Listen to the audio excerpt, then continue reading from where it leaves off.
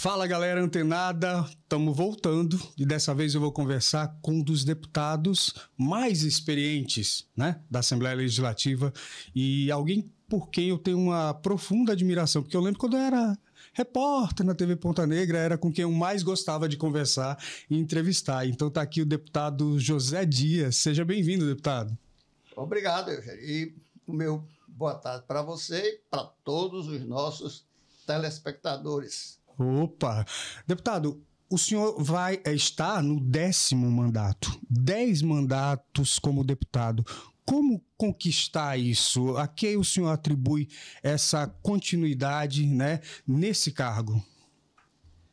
Olha, eu acho que a coerência, vamos dizer assim, pavimentou o terreno. Eu consegui, nesse período, também fazer grandes amizades. E Dá para fazer amizade em política, deputado? Dá. Agora, não é um percentual muito alto, não. Certo? Não é um percentual muito alto, não. E também há o quê? Há uma determinação de vida. Eu sempre gostei, sempre sonhei, sempre desejei, trabalhei para ser político. E aquilo que você faz com a sua vocação é uma vantagem para você conquistar. Não é fácil a militância política. Você tem que ter capacidade de transigir, você tem que ter capacidade de convencer, certo? Mas quando você faz isso com uma certa paixão, isso facilita o seu caminho. Eu acho que, acima de tudo, foi esse meu desejo de ser político. E surgiu como esse desejo? Qual foi o primeiro momento ali, ó? É isso que eu quero para a vida, para o resto da vida? Olha, meu pai era político, vereador em Martins, porque quando eu nasci, o Marizal, que é a minha terra hoje, sim, era município de Martins. Meu pai era vereador em Martins e foi o primeiro prefeito eleito de o Marizal. Então, nós realmente nos criamos num ambiente de efervescência, de participação política e tal.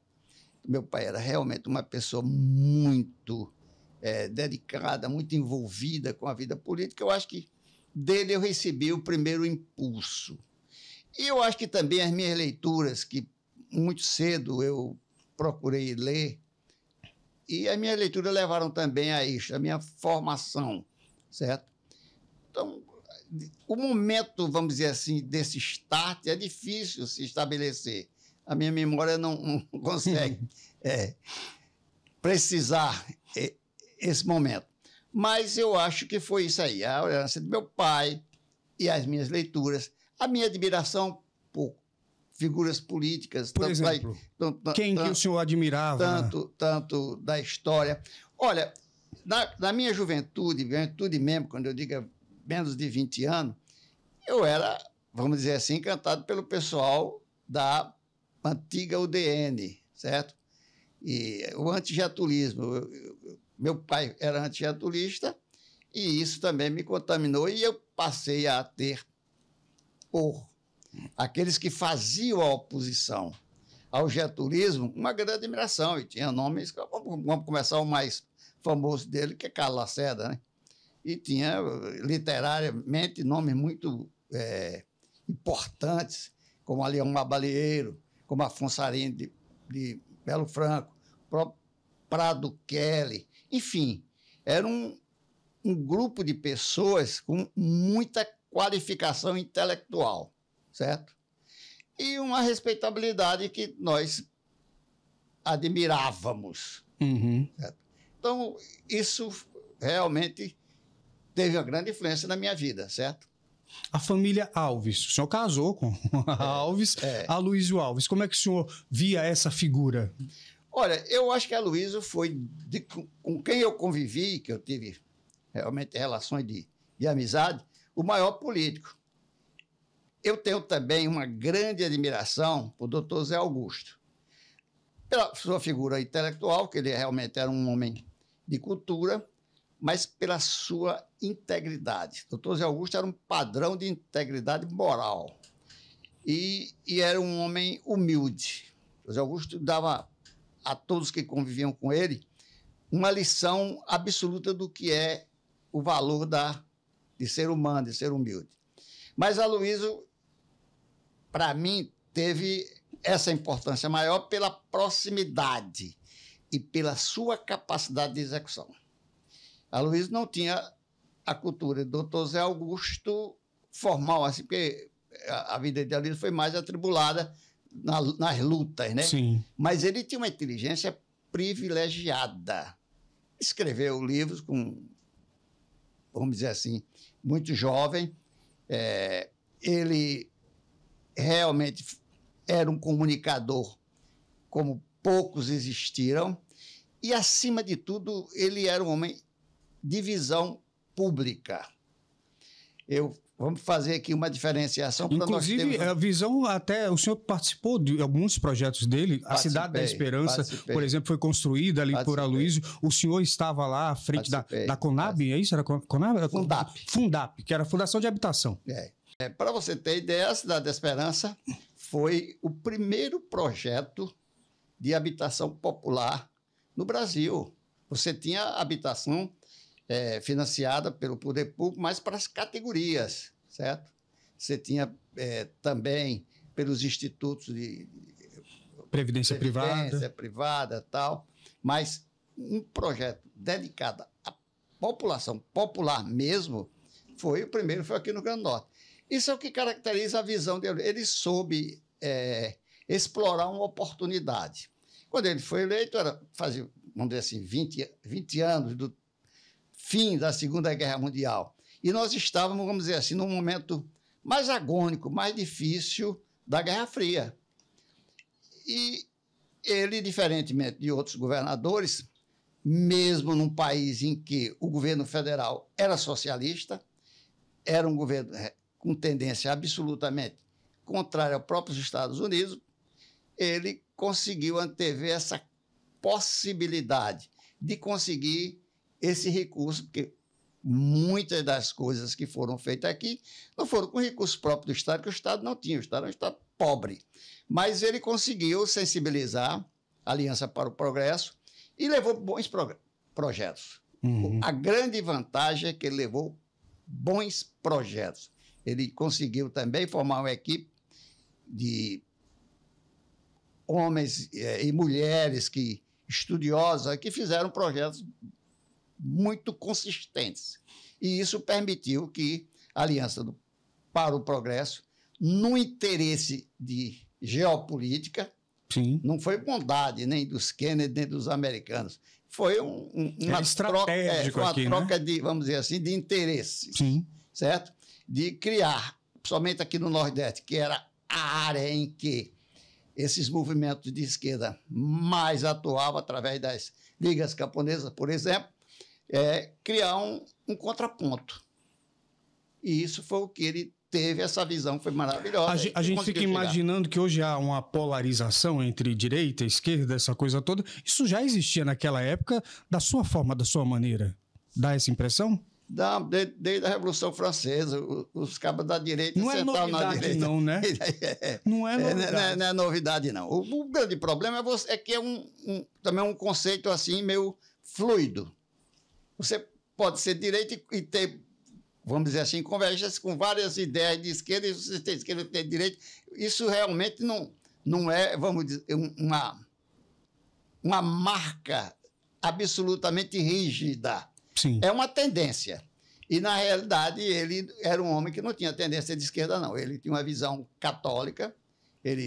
Um dos grandes amigos da vida dele foi o Padre Monte, o que caracteriza aí essa visão que ele teve e a influência espiritual de um dos maiores, vamos dizer assim, padres da Igreja do Rio Grande do Norte e, intelectualmente, um dos maiores, talvez o maior.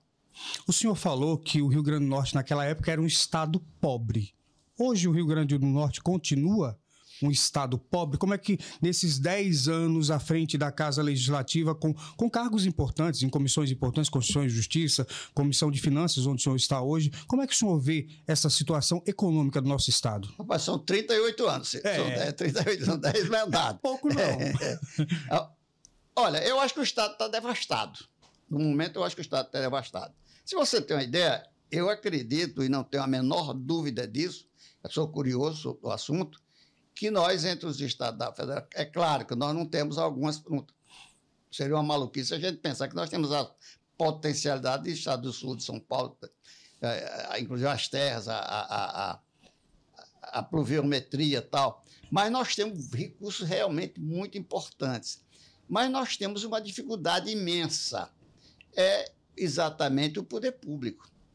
Para você ter uma ideia, na minha visão, claro que você não pode pensar de extinguir os controles ambientais. Isso foi uma coisa que foi criada há algum tempo atrás, faz um bocado de tempo, para disciplinar razoavelmente a ação humana sobre a natureza. Mas o que está acontecendo no Brasil é uma importação vergonhosa, é uma cópia incompetente de tudo que acontece no restante do mundo e não se seleciona o que é melhor. Tira um pedaço daqui, um pedaço daqui, enfim. Uma coxa de retalho. É uma coxa de retalho. E o que é mais grave? O que é mais grave? Esses órgãos se afirmam pelas dificuldades que criam. Um dos maiores entraves ao desenvolvimento do Rio Grande do Norte é a falta de licença ambiental. Você procure fazer qualquer atividade que envolva, vamos dizer assim, a característica de que você é um empreendedor. Quer dizer, para fazer as coisas erradas não tem problema não. Faz tranquilamente e ninguém vai olhar não, certo? Mas qualquer atividade você vai ter uma dificuldade terrível, certo? E chega ao ponto, como está acontecendo no Brasil hoje, dos órgãos fazerem greve e acontece que projetos fundamentais para o desenvolvimento nacional, para manter o país funcionando, eles não dão parecer nem conta, nem simplesmente não fazem nada. Isso que nós estamos fazendo hoje, agora, certo? Então, o problema do Rio Grande do Norte é esse. Ao lado de uma administração totalmente incompetente. A atual administração do Estado. Totalmente. Há uma mentalidade... Sua ex-colega, Fátima Bezerra, já esteve lá sentada com você do lado como deputado. Mas ela sempre mandou. O que é que ocorre? Nós temos grandes oportunidades nesse país. Mas qual é a mentalidade que domina? Não é só aqui. Aqui é uma cópia de um carbono já muito estragado, carbono velho rasgado, certo? Do que acontece no Brasil.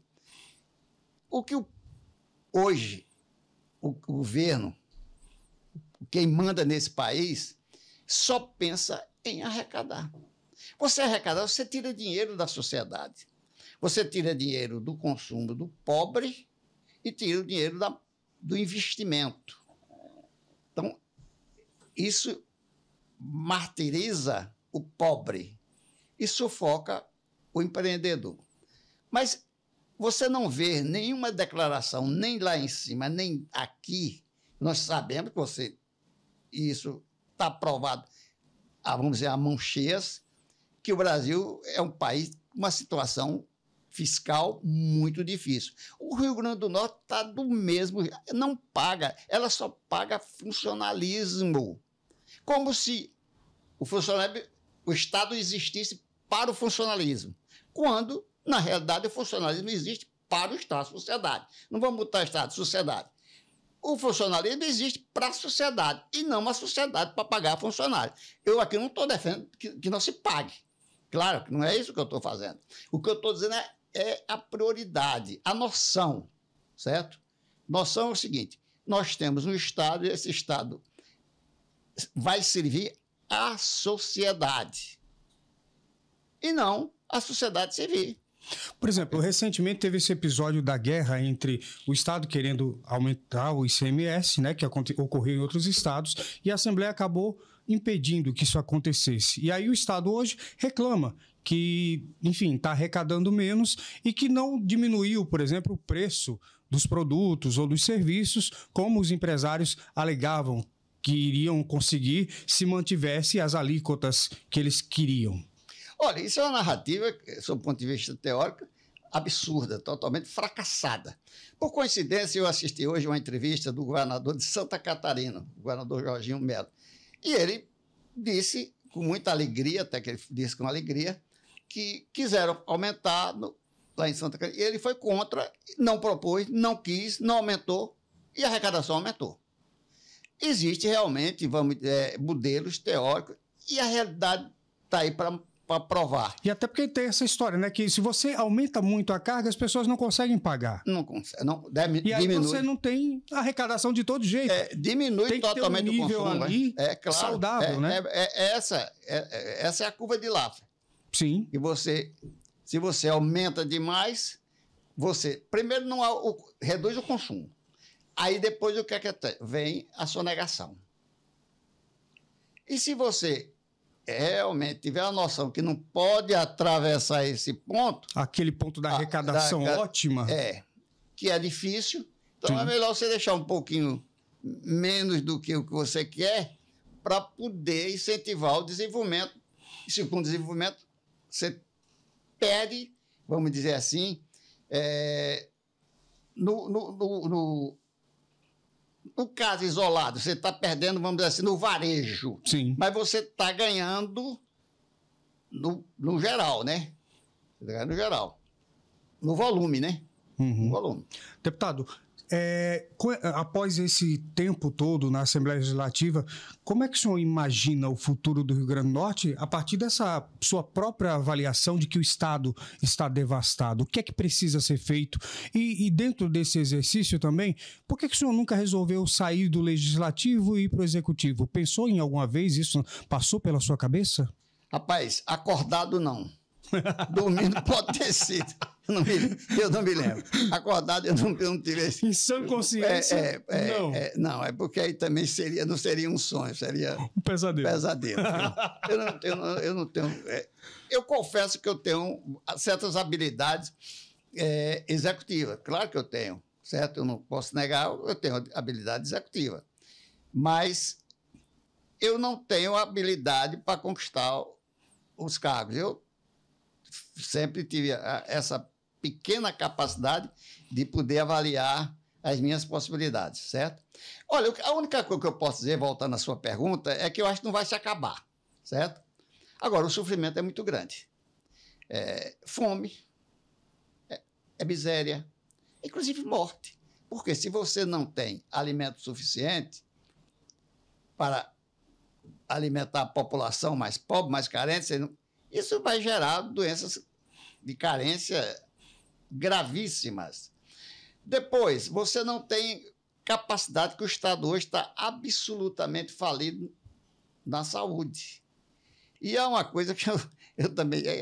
Essa história... Eu estava até lendo um livro aqui que diz que você não deve procurar saber coisa demais, porque termina confundindo tudo, baralhando Às vezes tudo. É melhor não ter todas as informações. Todas as informações. Mas eu vi umas estatísticas internacionais, de institutos que avaliam o desempenho, tanto na saúde como na educação.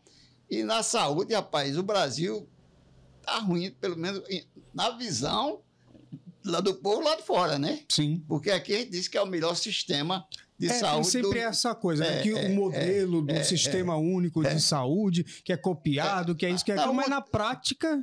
O modelo, na realidade, eu acho que é bom. Agora, a execução do modelo é que não está, certo, funcionando. Para você ter uma ideia, a semana passada, o deputado Tomba denunciou um caso que é emblemático, de uma criança que foi salva, mas para o respirador que ela precisava eu vi essa imagem, é chocante. Foi feito Eles improvisaram com embalagem de bolo, tipo aquelas tampas de plástico. Você colocou ali, a criança improvisaram um respirador para a criança, para poder salvar a vida com aquilo. Agora, isso foi assunto nacional. A mídia nacional pegou esse assunto, porque, na realidade, é uma vergonha total. Agora você vai dizer, mas isso é um caso isolado? Não é um caso, não tem. Olha, eu vou dizer que não tem, certo? Essa semana passada, eu estive com uma pessoa que trabalha na universidade, na maternidade Januário Cico. Sim. Certo? A maternidade totalmente abarrotada, não tinha mais condições de receber ninguém, certo? E a única solução era mandar para as maternidades do Estado. Elas não queriam receber e dizem mais o seguinte, se vocês mandarem, tem que mandar o remédio. Porque nós não temos um remédio, não temos nada. Aí diz, você tem que mandar isso, aquilo, aquilo outro, que eu não vou aqui precisar. Remédios simples, mas que não podiam receber, porque não tinham sequer medicamentos. Tinha um leito, mas não tinha um medicamento. Tinha o leito. Isso é uma coisa bárbara, certo? Está acontecendo. E o que é mais grave? Que a tendência é piorar. Uhum. A administração hoje do Rio Grande do Norte trabalha para levar o Estado a uma situação pior ainda, certo? Não tem a menor dúvida. Se agrava dia a dia. Como é que o senhor avalia o pleito agora? A gente está indo agora para um cenário, né, de eleições municipais, né? Eu acho que cada vez mais esse movimento começa a ser antecipado, né? Essa disputa eleitoral nos municípios, né? A gente acaba percebendo isso, né? Porque a gente está na pré-campanha, mas a gente já vê candidato se portando como candidato e não como pré-candidato, com muita movimentação. Como é que o senhor avalia isso no município de Natal e nos demais municípios? Como é que o senhor... Até porque a gente tem aqui uma conjuntura muito específica, né? De volta, de quem já foi prefeito, de novidades, enfim.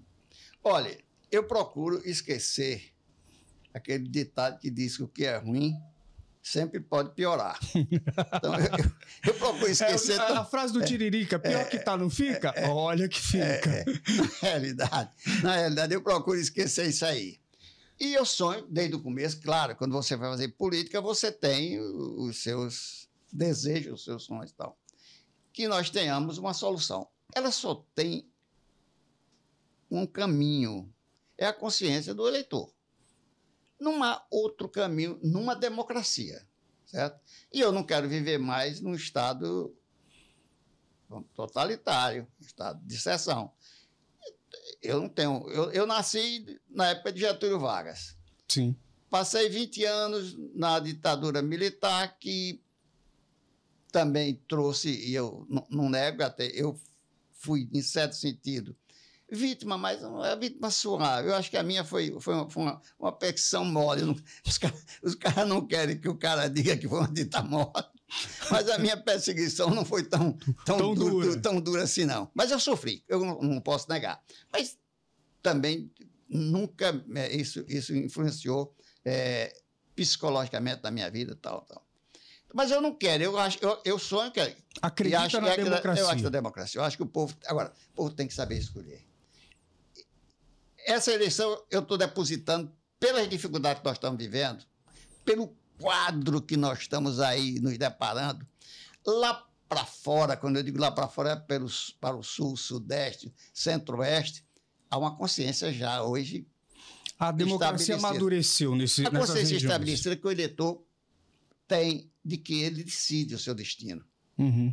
Ele participa, né? Ele participa. Ele escolhe a pessoa que é Porque capaz. às vezes a pessoa escolhe, nem lembra em quem votou. Ela só escolheu pela ocasião. Ela tem que votar por um favor, por presente o passado, enfim, por uma influência que dizia apenas... Sem saber que aquilo vai trazer consequências. Tipo agora o PL do aborto, que está sendo discutido.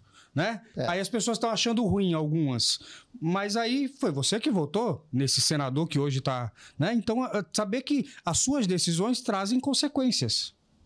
Então o que acontece? Nós aqui, se um cara lá do sul dissesse isso ou do sudeste, era uma discriminação horrível.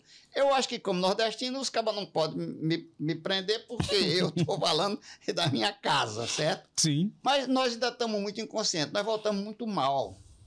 Nós somos um exemplo gritante de incompetência para escolher os nossos representantes. Mas é realmente difícil. Nós temos tido, quer dizer, momentos de escolha de nomes que realmente são bons, representativos, cumprem com o seu dever. Mas nós não podemos nos jactar, não podemos nos orgulhar de termos boas escolhas. A prova está aí. A escolha. Você pode, não, mas você qual era a opção? Eu não vou discutir qual era a opção, até porque nasceria a opção se o povo tivesse a visão de que teria que ser uma boa escolha. A escolha da governadora, claro que ela ganhou legitimamente segundo as regras, segundo a a lei, né, a regra da época. Mas foi uma escolha fatídica. Nós estamos pagando um preço do tamanho do mundo, porque ela é incompetente total. E nós não temos noção de que a pessoa tem que ser político. Pode ser um vereador, um deputado estadual. Mas o fato de Fátima ter vindo depois de gestões como a de Robson e de Rosalba, que também não foram tão boas assim, né? Isso acabou fortalecendo ela nesse comparativo ou não? Favoreceu. Apesar dessas duas administrações, se você analisar o que foi realizado, estão um patamar bem acima. Uhum. Bem acima. Mas a impressão política politicamente eles fracassaram. Né? Quando a gente vai assim para o senso comum... fracassaram. Politicamente eles fracassaram. E Robson, Rosalba um pouco também, e Robson fracassou nesse problema de funcionalismo público. Sim. Mas para você ter uma ideia, no governo de Robson, nós tivemos o maior problema econômico, fiscal da história republicana, que foi o governo de Dona Dilma. A arrecadação do estado do Rio Grande do Norte chegou um ano que caiu. O próprio orçamento do ano para o ano seguinte, eu acho que foi para 2018, eu não estou precisando exatamente. Sim. Quase 20%.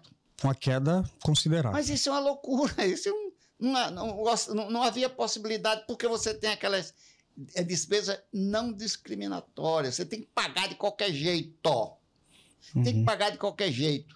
Então, qual era a solução que poderia ter sido feita? E olha que muita gente deu conselho a Robson nesse sentido, eu participei, certo? Nessa época o senhor era líder do governo? Não, eu não aceitei. Eu não aceitei por hipótese alguma. Mas foi convidado. Fui. Mas o que é que acontece? Eu disse a Robson que não ia ser líder do governo do PT, porque ele formou o governo com duas indicações. Sim. A primeira foi do próprio filho, que teve a indicação realmente muito grande. O segundo, o PT. Eu não posso reclamar, até porque ele me ofereceu e pediu até... Não ofereceu, não. Num caso, ele até pediu encarecidamente para que eu convencesse uma pessoa a ser secretária, que era meu primo, que era minha amiga, tal. Eu digo, eu não faço de jeito nenhum. Porque a circunstância da pessoa não permitiu. O cara tinha uma vida empresarial mais ou menos, e eu ia se esborrachar. Eu digo, não faço. Você pode até ser, agora com minha opinião contrária. Então, eu não tive essa participação. E, quanto à liderança, eu disse, olha, eu não aceito. O primeiro líder de Robson foi mineiro. Sim. Que o PT realmente foi quem indicou os cargos mais importantes do governo. E o segundo foi de som. Agora, eu ajudei. Apesar de ter brigado. Já no dia... Primeiro de fevereiro. Briguei. Não, eu rompi e saí do partido. Por que eu saí do PSD? Mas é disso, porque eu briguei. Mas aí o que acontece? Ele fez apelos, e eu também sou culpado dele e tal. E aí eu via que a situação, eu não podia me negar.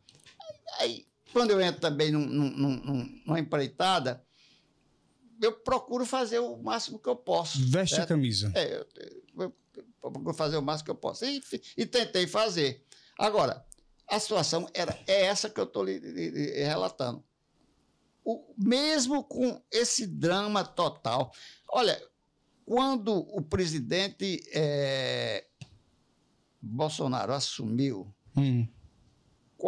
90 e tantos, então, perto de 100% dos municípios e os estados também estavam no vermelho. Vermelho. O próprio Temer não conseguiu resolver todo o problema. Sim. Porque o problema era muito fundo, certo?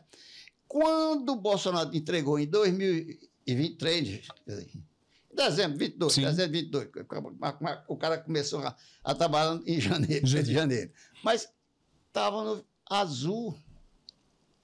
Houve transferência.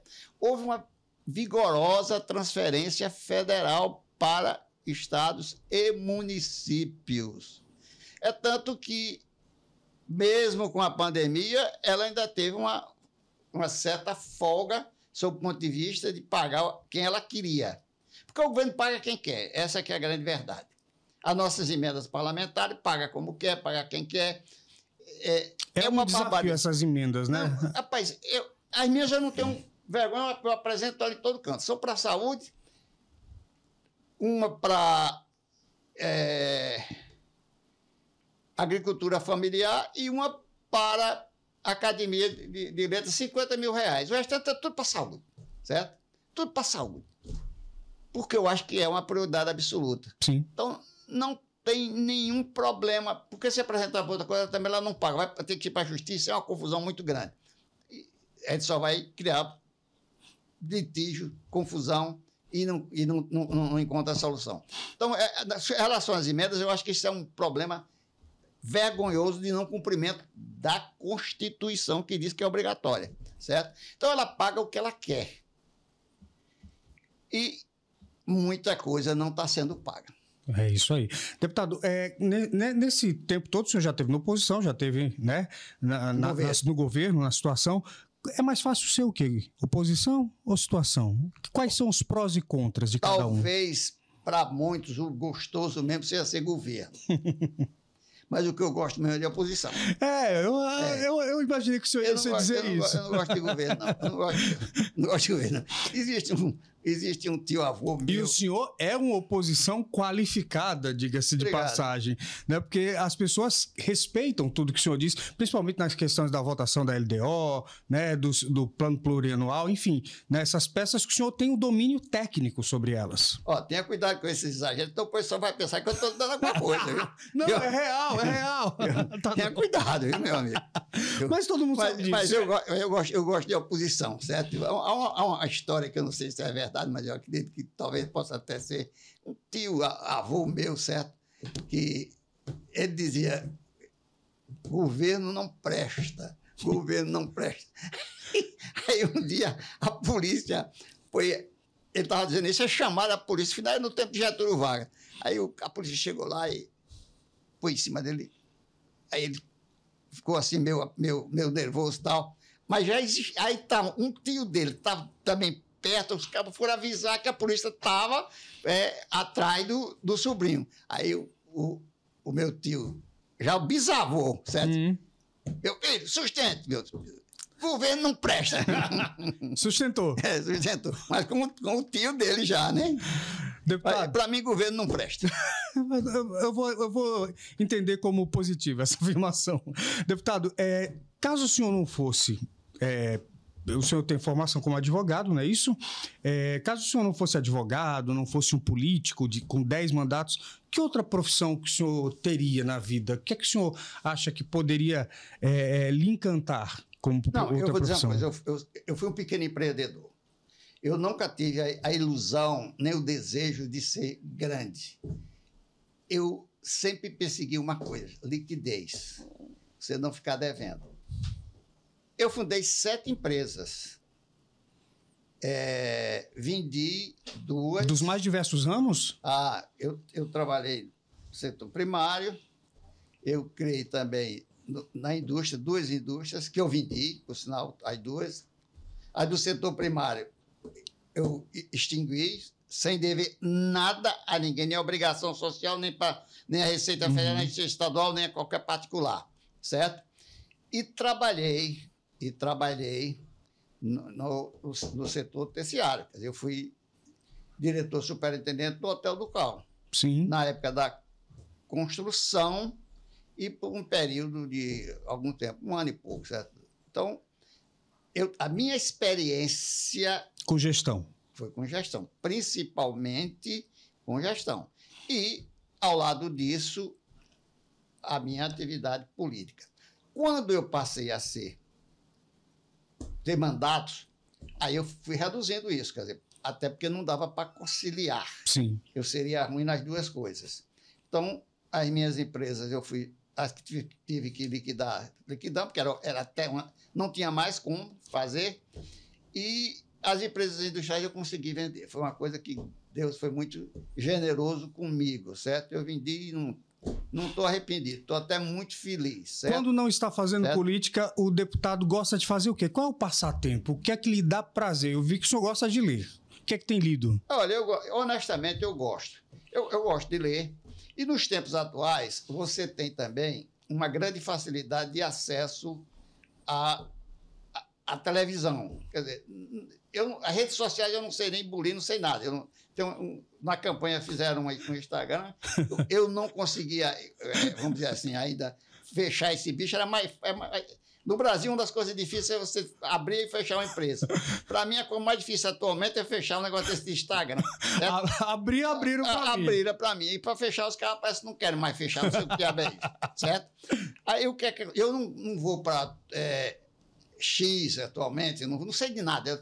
Agora, eu gosto do seguinte, da televisão aí para o YouTube, alguma coisa também na Netflix, mas é YouTube, realmente YouTube. Aí disso aí eu vou ver o que eu quero. Uma aula, eu vou ver uma viagem, eu vou ver música, eu ouço muita música. Que tipo? Música clássica, principalmente. Olha. Tanto erudita, que é 80% ou 80% do que eu ouço, e também clássica popular. Dizem que a música clássica ajuda, inclusive, no intelecto, no desenvolvimento intelectual. O senhor acredita nisso? Olha, eu não vou dizer a você que eu não noto isso, não. Eu não noto, não. Eu não noto, não. Mas eu me sinto bem, eu me sinto feliz. Honestamente, eu me sinto bem. Eu faço porque não é obrigação, eu faço porque eu acho bom, certo? Uhum. E, na realidade, também você tem cursos, certo? Você tem tudo. E o livro, porque o livro físico, para mim, é muito diferente do digital. Do digital. Eu leio alguma coisa digital, mas gosta de pegar no livro. Pegar no livro. Não tem a menor dúvida. Certo? Deputado, queria muito agradecer a sua presença aqui. Muito obrigado pela conversa sincera, agradável, viu? E desejar vida longa aí e mais 10 mandatos, tá bom? Não, rapaz, esse é o último mandato. Aí, né, esse é o último? É o último, eu já declarei, não vou crer. Não há possibilidade de eu... Vai aposentar? Continuar. Olha, aposentado do mandato, sim. Da vida, não. Eu quero ver se eu já consigo fazer alguma coisa, certo? Quais são os planos depois do mandato? Aí eu quero tomar conta de algo, vamos dizer assim, das minhas atividades, certo? Das minhas atividades econômicas. Montar o meu escritório particular, porque eu também não quero... Não é que eu não gosto da minha casa, eu adoro. Na pandemia eu vivi muito bem, li demais, certo? Uhum. E não me angustiei, certo? Fiquei eu e o cachorrinho, nós dois convivemos a pandemia com maior tranquilidade. Mas eu não quero ficar em casa, porque dá também uma impressão de que realmente aí eu me aposentei, eu me entreguei. Sim. Então, sair para o escritório engana pelo menos o espírito e o corpo, certo? Você vai para a rua. Combinado. Deputado, mais uma vez, obrigado. Eu que agradeço a você, viu, pelo convite, certo? E estarei às suas ordens, certo? Não vou lhe pagar nada, mas vai vir com todo prazer. Gente, obrigado a vocês e a gente se vê no próximo programa, tá bom? Até lá!